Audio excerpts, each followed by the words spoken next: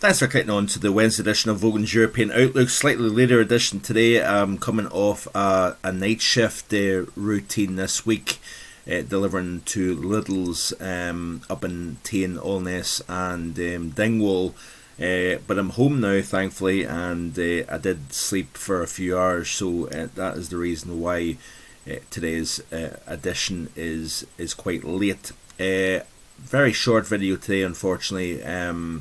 But you can see here, this is the 2 meter temperature normally globally. We've got a lot of heat actually over the Arctic. In fact, the Arctic is now running +1 above normal. We still have the cool conditions across parts of Central North America, Greenland, Northern and Eastern Europe. But we do have quite a lot of warmth on that chart as well. So still the globe is running only 0.1 Celsius above normal. The hemisphere half a degree above, still below normal over the southern hemisphere, with Antarctica running -2.6 below normal, tropics 0.2 above, and the Arctic a full 1 Celsius above. And it's quite interesting actually, the reversal in the temperature, and that's one of the reasons why I'm showing you this, is the reversal in temperature profile over the Arctic in particular. Recently it's been colder than normal, but it's now flipped around. Remember I said to you about how we had the negative Arctic oscillation, but a colder than normal Arctic, which is quite unusual. I think we've seen the lag now taking place and kicking in, and we're now seeing the opposite taking place, where we've got a positive Arctic oscillation but a warmer than normal Arctic temperature profile, because quite often when you've got the positive Arctic oscillation, temperatures are actually colder within the Arctic region when you gather low pressure to the north, high pressure to the south. So it looks as if we're seeing this kind of, this swing, this flexing between negative and positive Arctic oscillation and even North Atlantic oscillation, but there seems to be a delay in the temperature shifting from cold to warm, and now we've got that warm in place. And looking at that further, the Arctic sea ice extent is doing pretty good. Now there's a lot of contradictions going on at the moment with regards to the health of the Arctic sea ice.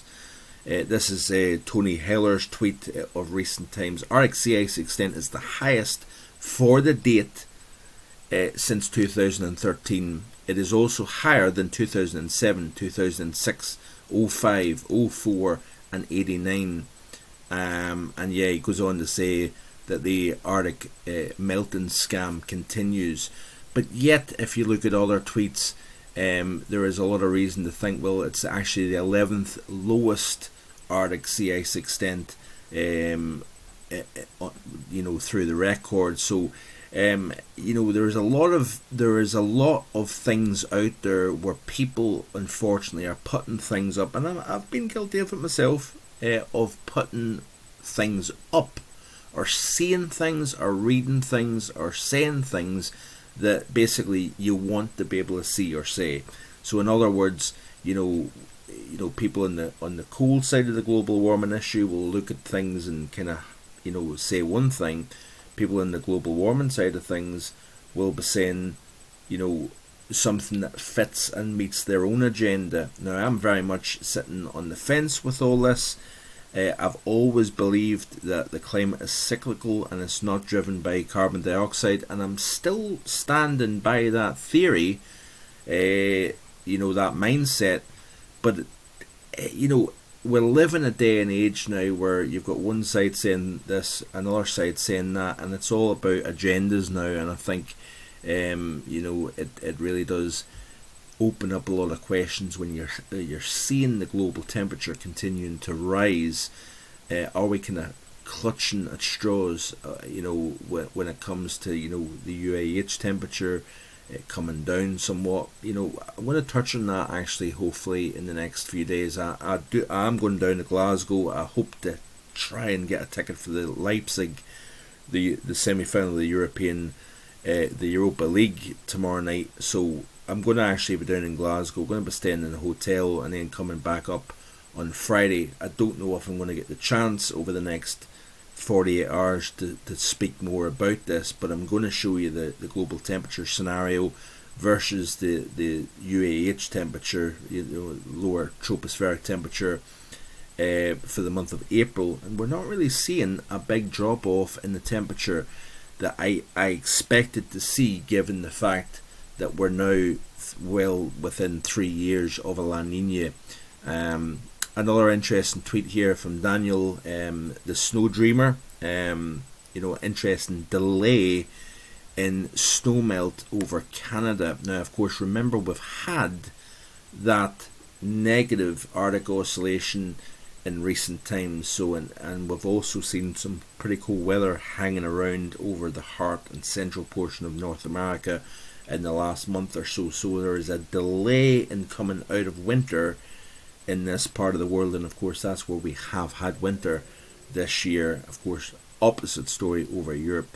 But an interesting tweet anyway put out saying about the lack of snowmelt over Canada. We're ahead of of things with regards to this, and also that northeastern Europe, much of Finland still has its winter coat, quite unusual for early May, and above average snow cover is a good buffer against warmer flows that enter the Arctic, so sea ice is benefiting from that.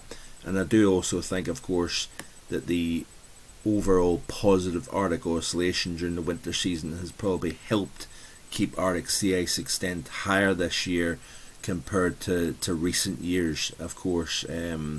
So yeah, I'm kind of waffling, I know that. I'm still kind of trying to waken up actually, so I do apologise. Arctic oscillation is going well into positive now, and so too is the NAO, as you can see here. Not quite as strong as the Arctic oscillation, but certainly we're seeing that flip around taking place. Looking at the 2 meter temp, or the 500 millibar height anomaly chart here, and this is quite interesting actually, because this is off the GEFS, so the ensemble, and it is very interesting to see where the positives and negatives are going to start to show up here. So we're reversing the Arctic atmosphere, we're losing the positives, the blocking, and we're starting to see the negatives taking charge of the Arctic region here. As I play through the loop, you can see that here, and then we've got a trough that kind of starts to kind of migrate over the North Atlantic here, boosting the ridge of high pressure over Europe here. So that's going to open the door to southerly winds. We're going to pull in nice warm air to end the week and begin next week here. And then as we go through next week and then towards next weekend, notice here how the trough takes a southward dip from Greenland down into the North Atlantic. Essentially what comes down must go up downstream, and therefore we're going to start to pull our air in from Africa and drag it north into the UK. So I think, yes, it may not happen, it may not materialize, but I believe anyway that we have got modestly warm weather coming towards the end of this week. We could have even warmer weather coming towards the end of next week, based on cross model agreement and the potential for a surge of summer warmth here. We could be talking, like I say, mid-20s Scotland, upper 20s to near 30 in England during the latter half of next week, as this classic positive Arctic oscillation, North Atlantic oscillation kicks in. You start to drive that trough southwards over the North Atlantic, and of course further downstream you must have the opposite taking place, where we've got the ridge getting pumped and driving heat northwards over the British Isles here. Looking at the 850 millibar temperatures off the GFS, one model run, very subject to change of course. Play through the loop here, we've got modestly milder lifting northwards here. We've also got cold air coming down over the top, if you notice, but we're not really in anything particularly cold or anything. Play through the loop here, you can see here that we see the heat starting to gather across Iberia. Yeah, we've got more intrusions of chilly air coming down from the north here, as you can see. But then at the very end of the loop, this is Sunday next weekend, not this weekend, next weekend. Notice here that the model is indicating some pretty warm air getting projected northwards as we start to deepen the trough over the Atlantic. A big area of low pressure winds up, acts as the wheel driving northwards some summer heat. So that's it for today. It was meant to be a short video and I've managed to get 10 minutes out of it. So hope you're taking care out there. Hope your day has went okay. Thanks for watching. As always, do drop a comment. Please like, share and subscribe, and I will hope to get a video back in the next day or so. Bye for now.